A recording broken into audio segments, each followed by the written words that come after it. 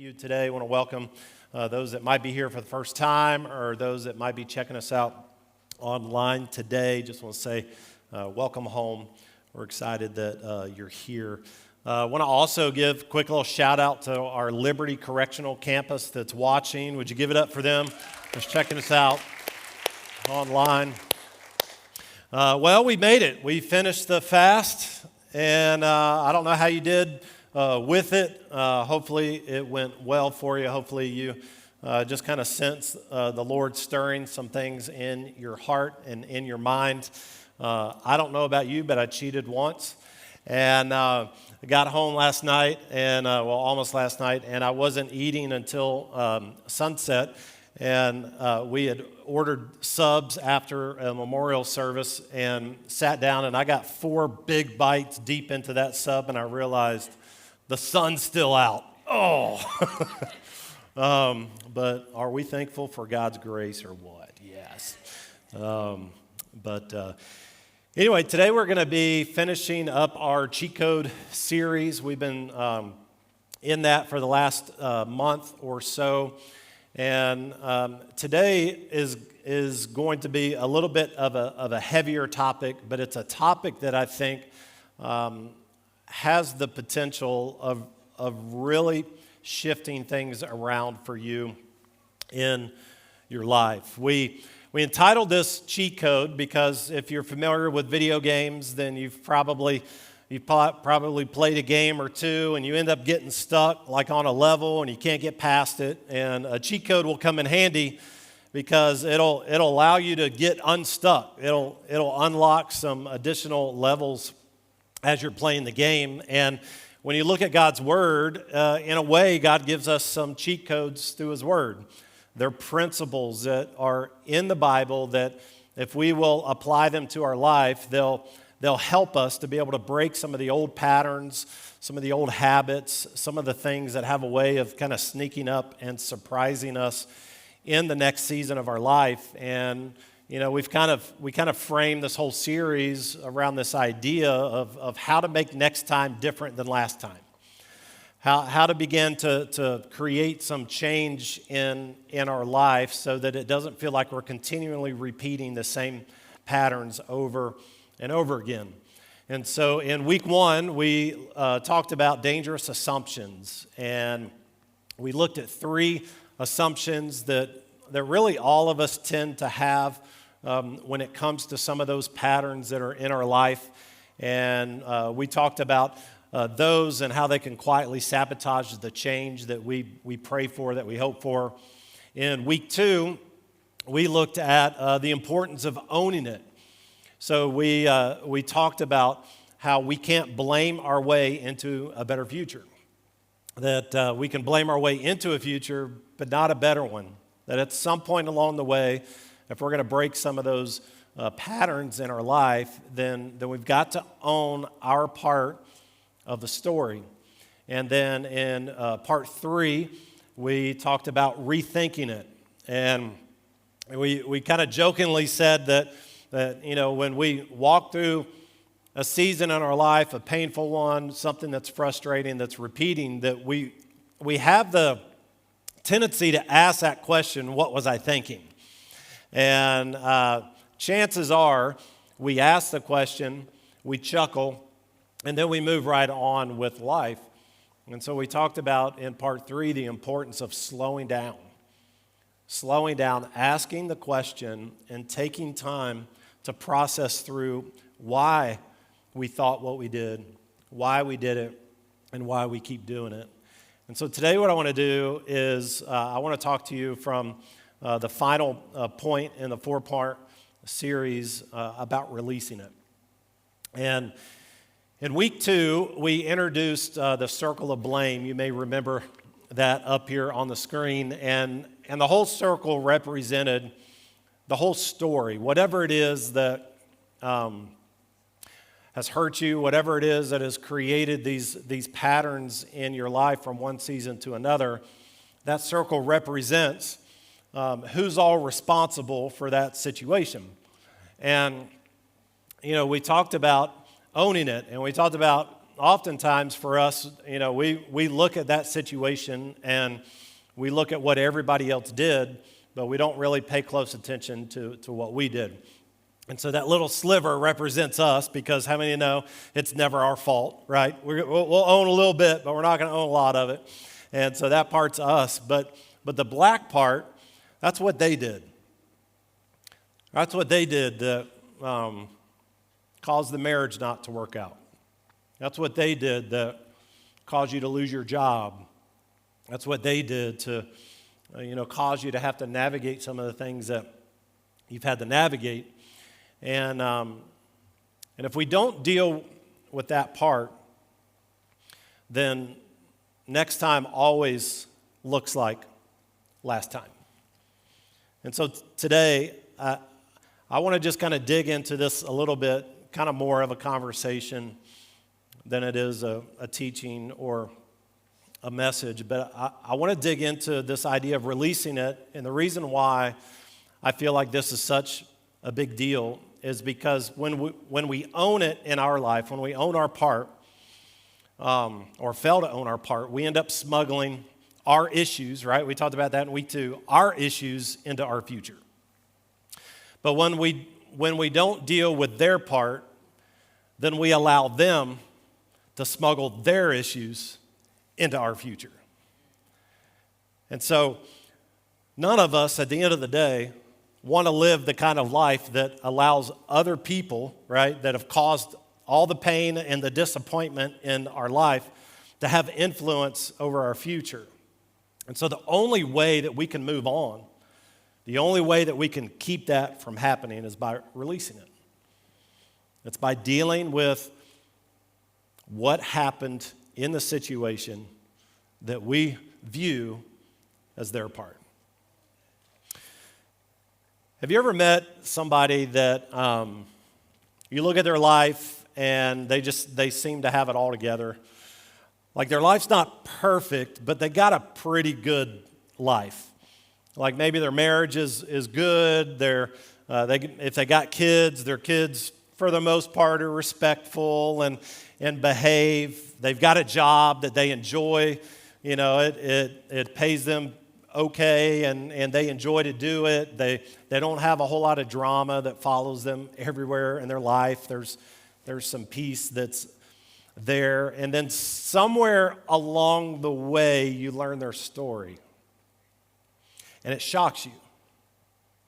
You learn their story and you realize that there's a lot of pain and trauma that's in their story.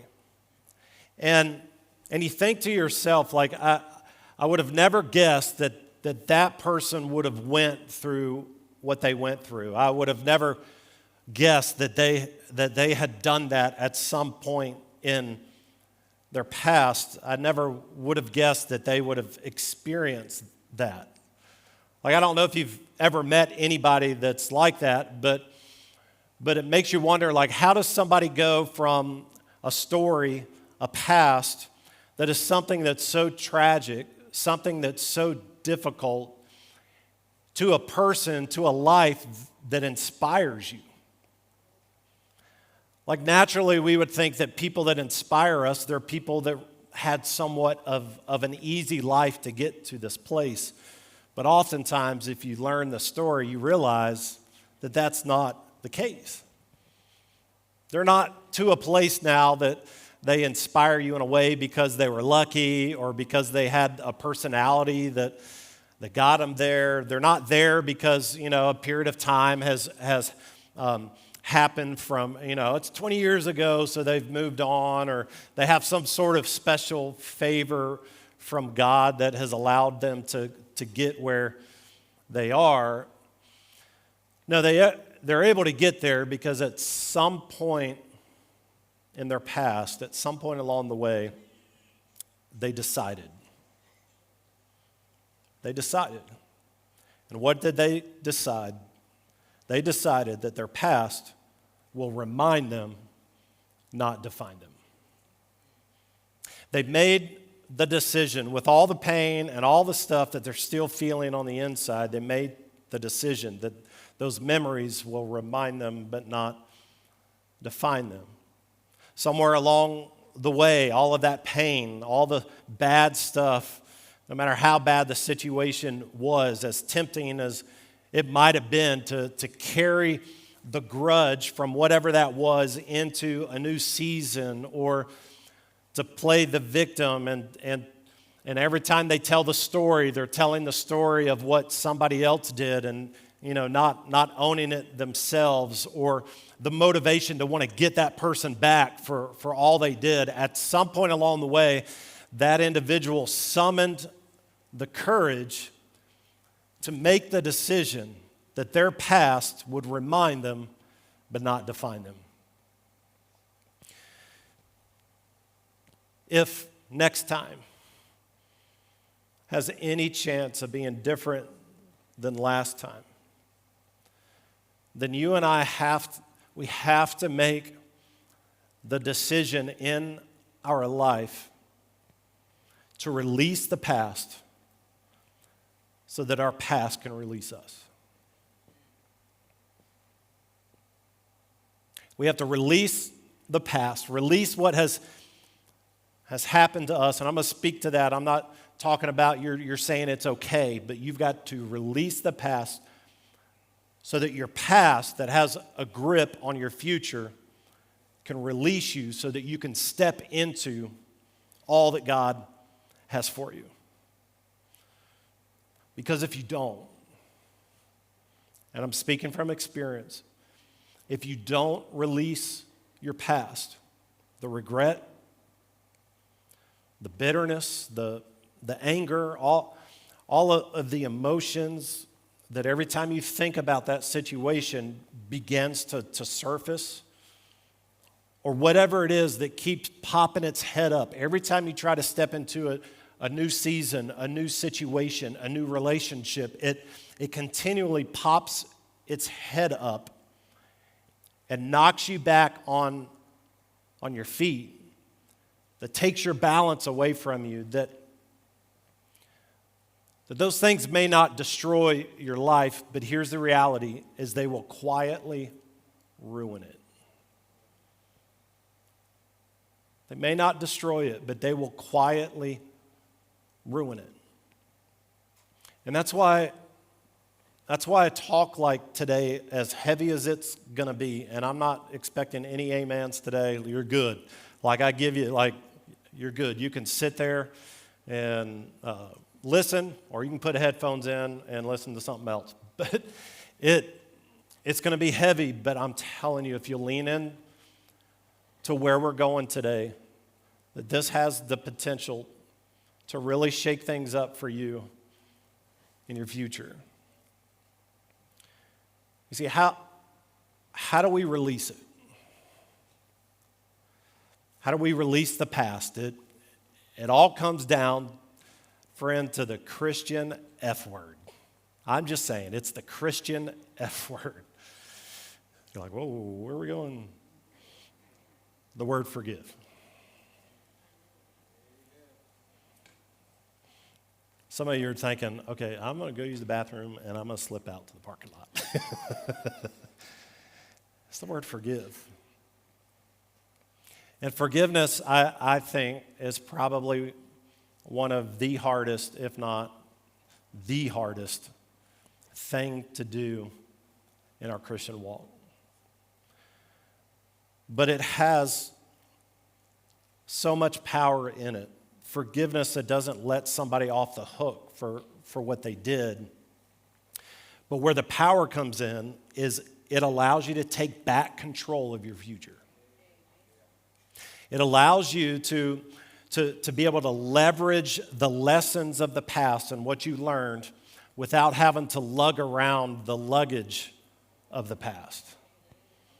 And you and I have a choice between the two, right? We can look back at what we experienced, as painful it was, and we can pull lessons from that make us better moving forward. Or we can hold on to those experiences and the pain and everything that's associated with it, and we can carry it around with us into every new relationship, every new season, every new job, our finances, we get a raise, the same debt that was an issue there becomes an issue no matter how much money. It's the same patterns over and over again. And in this series, we've been looking at the life of Paul, and the reason why we kind of keyed in on Paul was because Paul was a guy that was not always a Christian. He was a guy that Christians hated. I mean, they took off whenever they saw Paul coming. He was responsible for killing Christians and incarcerating Christians, and just a bad dude. And he has this encounter with God that radically changes his life. And God ends up using him in a mighty way. He writes almost a third of the New Testament. He is a key player in moving the mission of God forward. You and I are here today partly because of Paul's influence. And if somebody can go from a life with all of this regret and be used in such a way that would influence us still today, then I think we've got to look at this guy and how he was able to make next time look different than last time. And so in Ephesians chapter 4, Paul is writing this letter to the church in Ephesus, and he begins to talk about forgiveness. And when he talks about forgiveness, he's not coming at it from a theoretical perspective. He's giving us a roadmap from his own experience. He's trying to help us see how we can let go of some of the past things that are holding us back so that we can regain control of our future. And here's what he says in verse 26. He says that in your anger, which that's what a lot of us feel when things happen to us that we hold on to for a long period of time, in our anger, do not sin. Do not let the sun go down while you are still angry.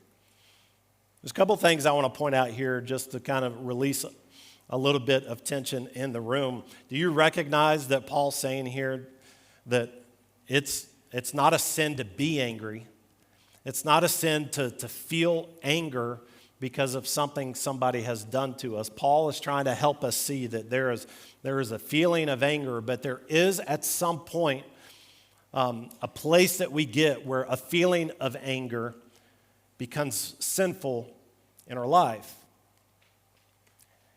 And so then he follows it with a statement about not letting the sun go down on that anger.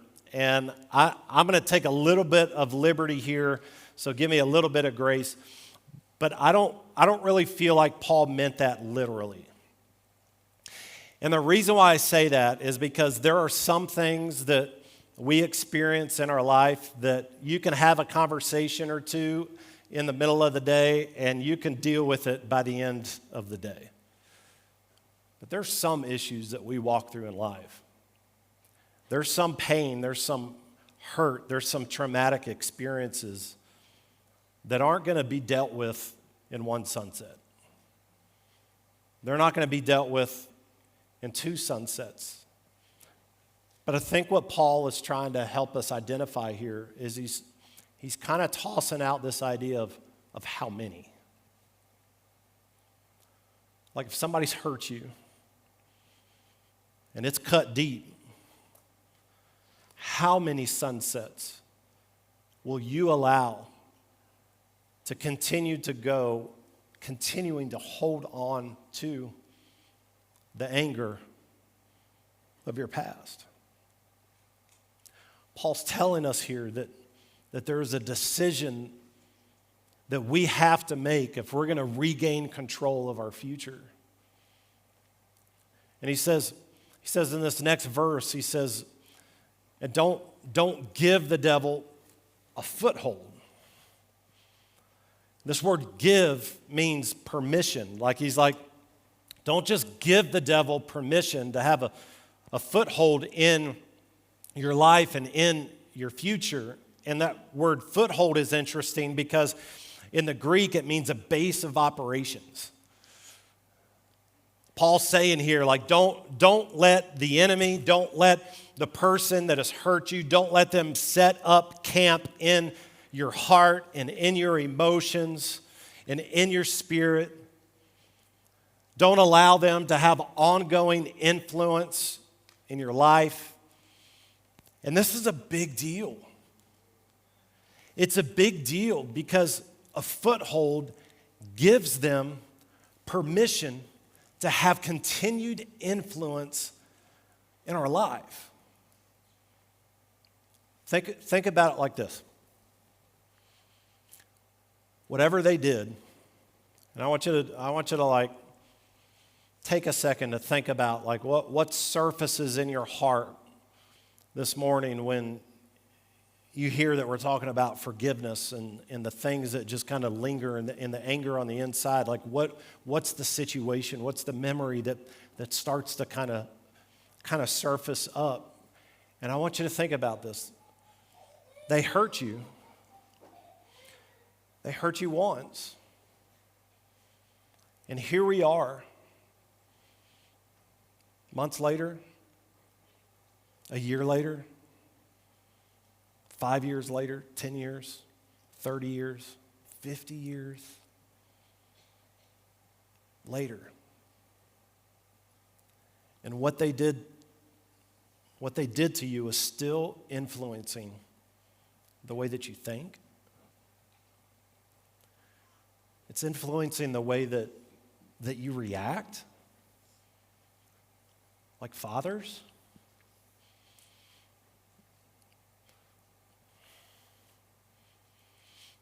How your dad treated you as a kid. And you grew up as a kid with so much angst towards your dad, thinking, I'm never going to be that way. And now you have kids, and you recognize that you've become that way. It influences how you trust people or don't trust people. It influences what it looks like to protect yourself, right? I mean, it doesn't take a whole lot of people to really hurt you deep, to cause you, I say you, we, to cause us to not really want to put ourselves in that position anymore. And so we end up living our life with everybody at arm's length. And we miss out. We miss out on some of the most life-giving, amazing relationships in our life because we're scared to let people in.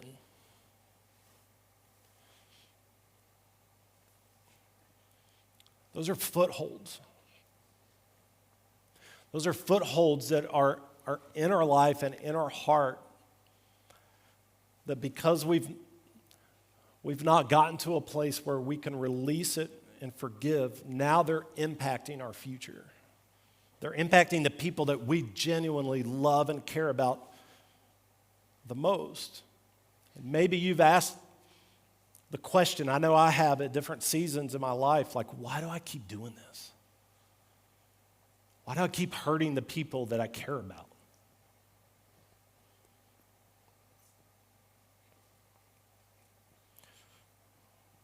I wanted to give some handles to a foothold to help identify if maybe there's something there that's within us. You know, here's a few. Like, if you react more than you respond. I'm not talking about the occasional reaction. I'm talking about that as something that is a pattern that's in your life, that you react more than respond. You rehearse old conversations. I told first service, like, there was something that happened to me. It happened to me like 10 years ago. And it was like, it cut me deep.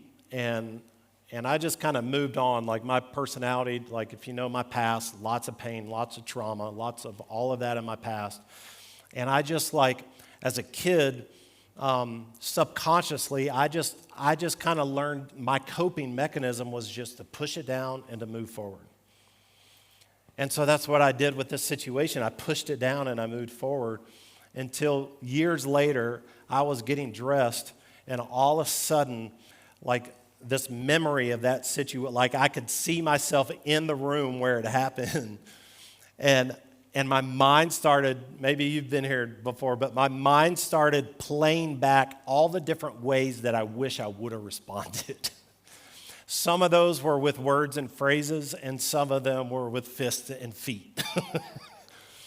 And it just kept and I just pushed it down, and I went on, and I'm getting up and I'm preaching sermons, and I'm processing this stuff in my own life. I push it down and I move on, and it pops its head up again, a week later, a month later, and I'm like, what's going on? I push it down and I move on, and it was a foothold, that experience in my life, because I had not released it. It had created a foothold that every time that I heard the name, every time that I saw their face, it instantly created all of this emotion and anger on the inside of me. That's a foothold. Another one is you protect yourself before you trust. The whole idea of small groups and the Next Steps Expo and all that stuff, like you've totally dismissed any of that because you've had so many people in your life stab you in the back.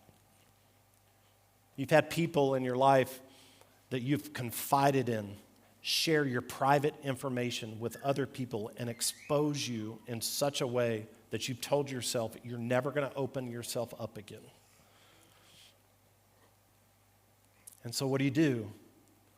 You live this way.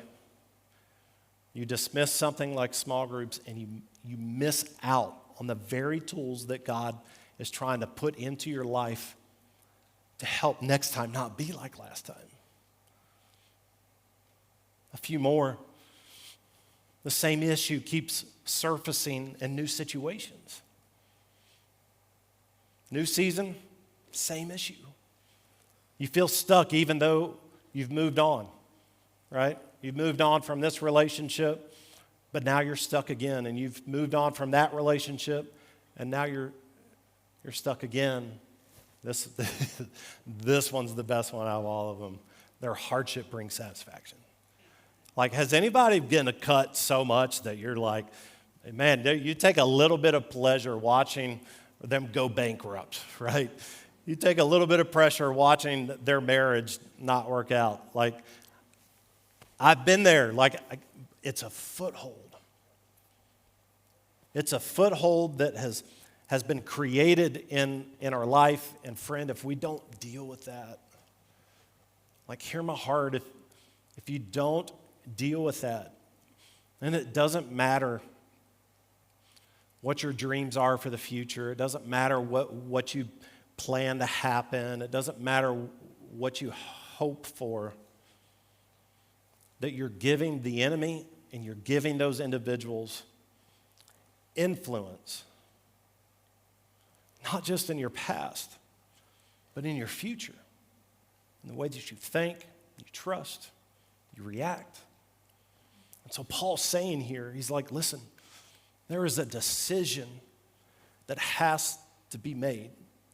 And that decision is that your past, that it's going to remind you, but it's not going to define you. He says in verse 31, it's like, listen, get rid of all the bitterness, not a little bit of it, all of it. All the rage, all the anger, all the brawling, all the slander, right? The talking about those that have hurt us, getting rid of all of that, every form of malice. So I love that because it's like an umbrella statement. Like whatever you come up with, 2,000 years later that I didn't mention here, if it is wanting something negative to happen to that individual, like all of that too. And what's interesting about this is that when you look at it, it's not a them issue. It's a me issue. Paul doesn't say like once they come to you and they ask for forgiveness, then you've got to get rid of all the bitterness and the anger. No, he's saying we have to lead it. He's saying you're the one with the power to let it go. He says in verse 32, he said, so you got to get to a place where you can be kind, you can be compassionate, where you can forgive. That word forgive means to pardon. It's what a judge does to somebody that's guilty. Pardons them. Essentially, it's a judge saying, you are guilty for what you did, but you don't have to pay for it anymore. And Paul is telling us here that if we don't want a foothold in our life that's going to impact and influence our future, that we've got to be able to get to a place where we are able to pardon. Again, we're not saying they're not guilty or any of that, but we're saying you don't have to pay for it anymore. And friend, that's the only way. That's the only way that you're going to be able to break the chain that keeps holding you back from moving on. It's the only way. Now listen, here's what I know. That if you and I sat down in my office and you shared your story, I'd probably agree with you. I'd probably agree that they don't deserve that. They don't deserve a pardon. But listen, the best thing that you can do for you is to decide. It's to decide to forgive, to pardon, and to release it.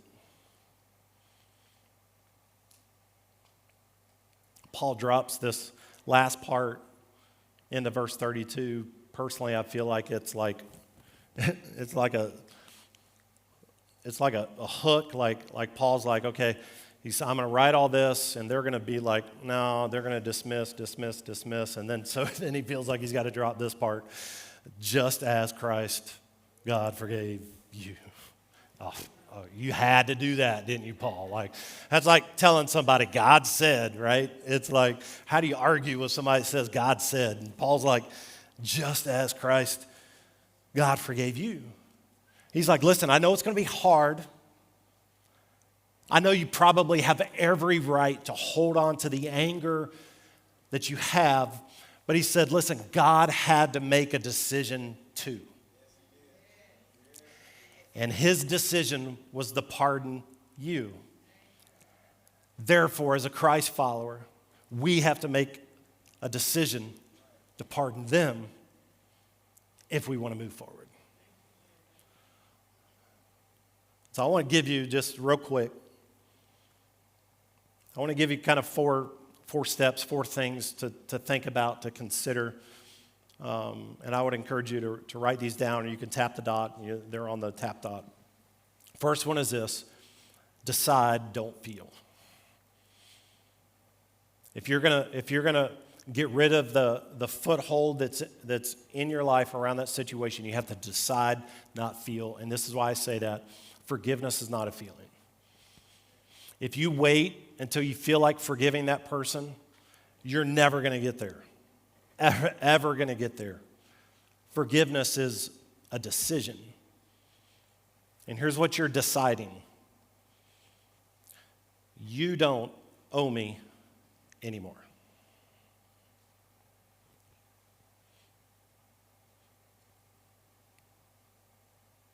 Now, I'm fully aware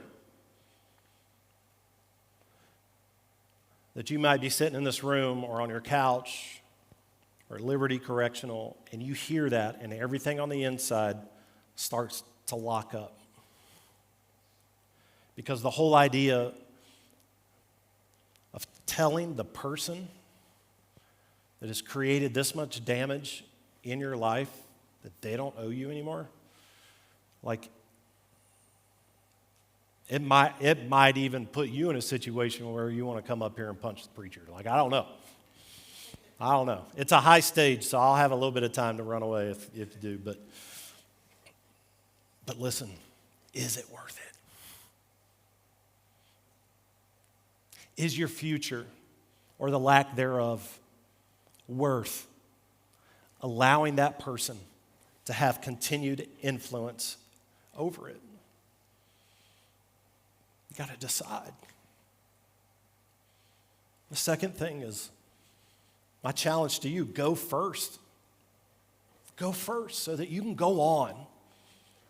Like, haven't you been in this season long enough?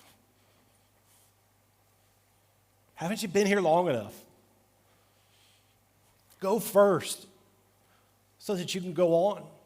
It doesn't mean that there's reconciliation, forgiveness. That's not what forgiveness is, that there's that you and that person is going to be best friends, or that you have to have any kind of conversation with them whatsoever. And it doesn't mean that there would even be closure. That's not what forgiveness is. Forgiveness is movement. It's beginning to take steps away from the continued influence that they have in your life. At the end of the day, it's a cheat code. It's a cheat code to make sure that next time is different than last time. Because, friend, if you wait, hear me, if you wait for them to apologize, if you wait for your ex to change their ways, if you wait for that professor or classmate or coworker to acknowledge what they did to you, then you've handed them to control of your future. It's no longer in your hands, it's in theirs. So go first. Go first so that you can go on. The third one. This is very practical, but it's a big deal. You've got to name the debt. This is a private thing between you and God. It's not something you do publicly, but you've got to name your debt. And here's the reason why you've got to name it, is you can't release what you won't name. That's why some of you say that you have forgiven them, but it keeps popping its head up over and over again. It's because you've forgiven them generally, but you've not taken the time to think about, what did they take from you? Like, what do they owe you?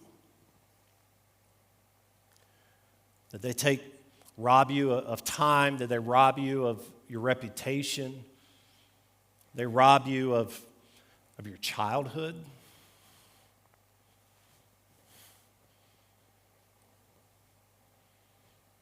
Of your marriage? Money? Business?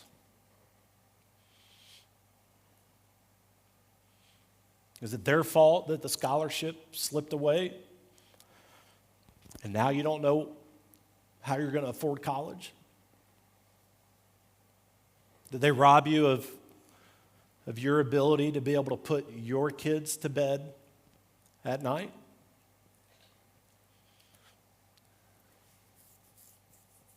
Is it the graduation or the graduation party that you never got to experience? The missed out relationships with your mom or dad?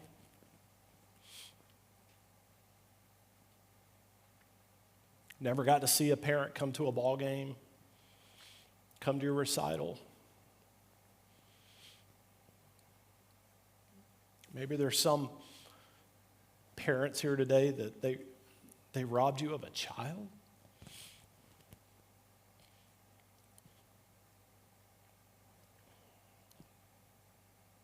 But you had to bury your own kid because of what they did. Your hope for the future. Stability in your family,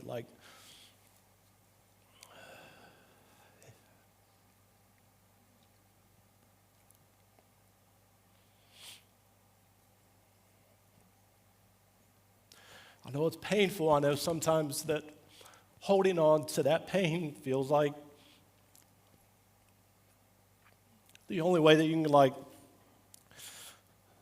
somewhat have any sense of control over what happened or the outcome. But I'm telling you today that it's giving them ongoing influence in your life. And it's impacting you in ways that you don't even realize. Making that list, as painful as it is, making that list, it does something in our heart. It does something powerful when we take that list and we hold it up before God and we decide that you don't owe me anymore.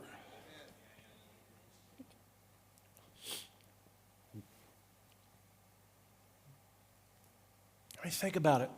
Whatever it was that they took from you, whatever it was, chances are they can't pay you back. There's nothing that they can do at this point to pay you back. Like your dad is never going to be able to give you back your teenage years. Your mom is never going to be able to put you to bed at night, every night again. Your kid, your son, your daughter, they're never going to be able to undo the damage that they caused in your life. Your boss is never going to be able to restore what he's taken. And so what Paul's trying to help us see here is he's asking the question, how many more sunsets? How many more sunsets will we lug around the luggage of our past? How much longer will we spend waiting to be paid back something that never can be paid back? And so what do we do with that list? We then release it.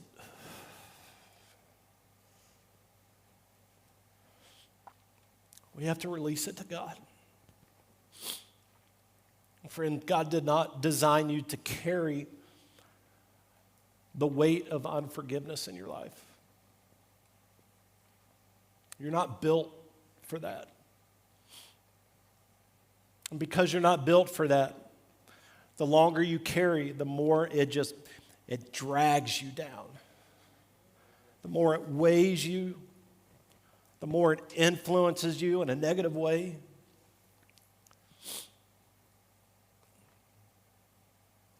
And here's what I've learned in my own life. Is that unfortunately, forgiveness, it's not a one-time thing. You're going to have to do it more than once.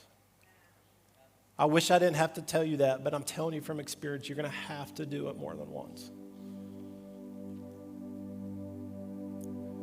Forgiveness isn't like a pair of bolt cutters that allows you to break the chain that is around your heart and your future. It's more like a pry bar.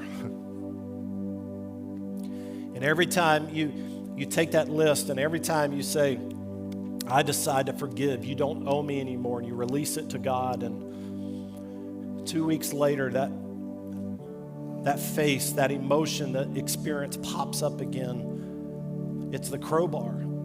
You've got to do it again.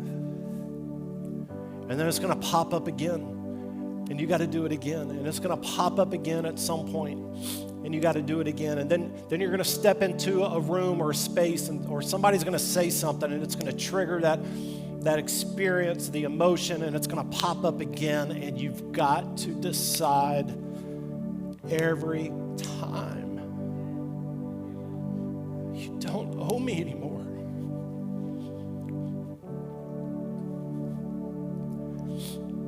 Friend, at some point,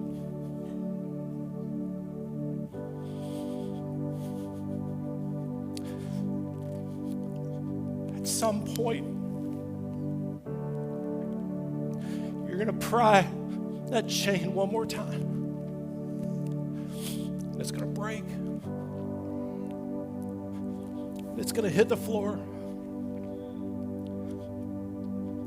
And you're going to feel a release like you've never felt before. And it's going to, all of a sudden, it's like the light of the future. It's like it's no longer cloudy.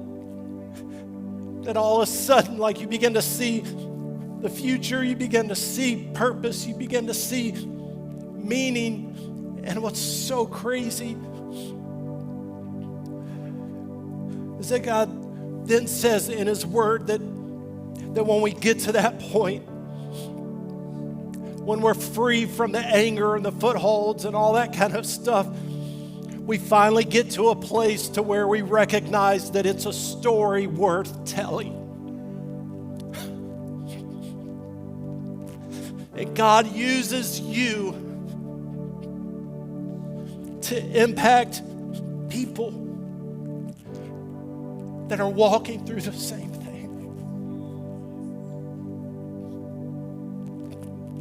That at some point you get to the place that there's so much inner healing on the inside that it doesn't hurt to talk about it anymore.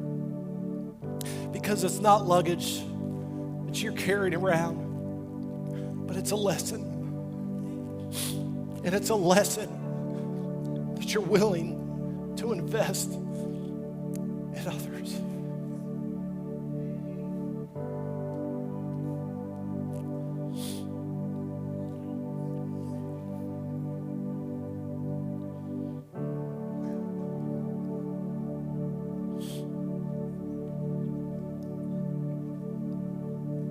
How do you know that?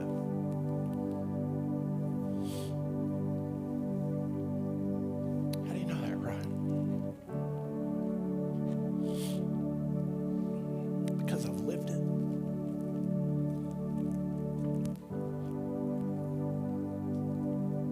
Born to two parents that were drug addicts and alcoholics. Got divorced when I was a kid.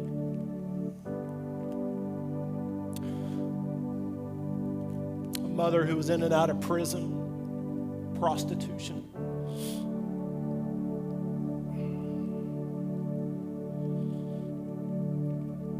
I remember the thoughts. The thoughts that there my mom goes again, choosing drugs, not me. Remember, I didn't grow up in church.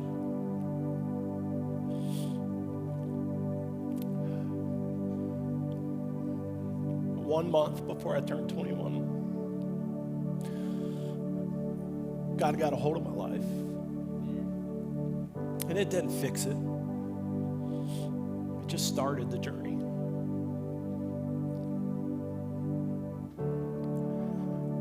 See, I am the one that you would look at as having a decent life. He's a pastor. What does he deal with? What does he walk through?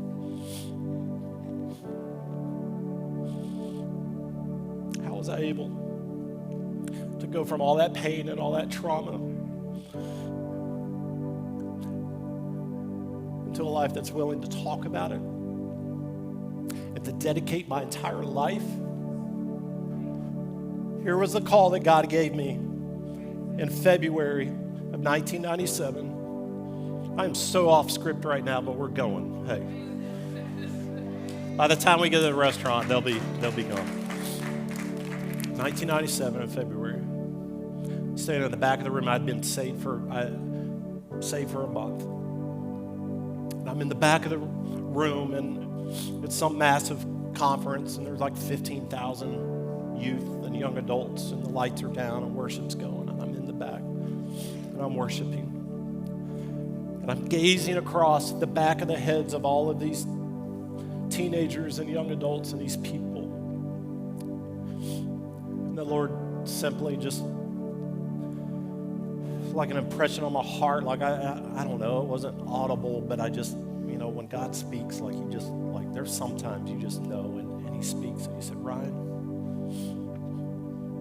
this is how simple it was. Ryan, I want to use you so that other people don't have to go through what you went through. That was it.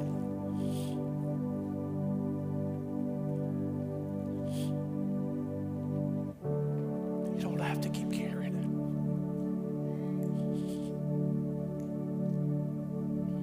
it. It doesn't have to define you anymore. Life can be different. Your future can be different. But it's not going to come because you feel it. It's going to become because you decide.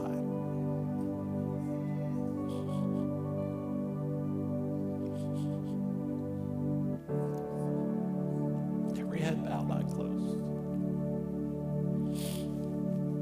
I want you to, in this moment, I want you to just ask the Holy Spirit, what are you speaking to me right now? What are you saying? Maybe he's putting his finger on an experience. Maybe he's bringing a face. It's none of my business. I don't know what it is. It's between you and God. I'm just a vessel saying that whatever that is, you have two choices. Continue to hold on to it and let it continue to influence your life, or start the process of releasing it so that you can experience his abundant life.